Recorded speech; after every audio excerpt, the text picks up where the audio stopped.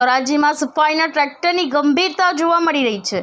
રાજકોટ જિલ્લાના ધોરાજીમાં ધોરાજી નગરપાલિકા દ્વારા સફાઈનો કોન્ટ્રાક્ટ આપ્યા છે, પણ કચરાના ટ્રેક્ટરનું ગેલેક્સી ચોક ખાતે વ્હીલ ચોંટી ગયેલ છે। પણ 6 વાગ્યાથી 7:30 સુધી નથી કોઈ કોન્ટ્રાક્ટના જવાબદાર વ્યક્તિ કે તંત્રએ કોઈ પણ સંભાળ લીધી નથી। ત્યારે જાહેર રોડ પર ખુલ્લા કચરાનું ટ્રેક્ટર પડેલ છે, જ્યાં રોડ પર માણસોની અવરજવર પણ રહે છે અને ટ્રાફિકની પણ સમસ્યા વધુમાં વધુ સર્જાઈ રહી છે।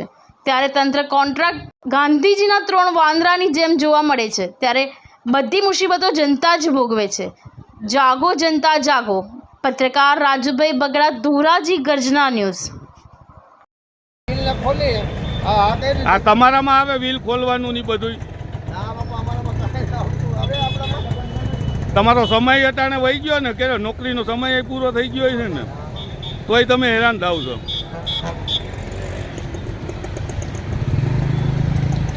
અધિકારી કે કોઈ નહીં, એજન્સીના માણસો કોઈ નથી આવતું। હું કીધું એજન્સીના માણસે? અને બીજું ટાયરમાં આમાં કે ઓલો હબજ ખરાબ થઈ ગયો છે તો કેમ ખોલી આવતા?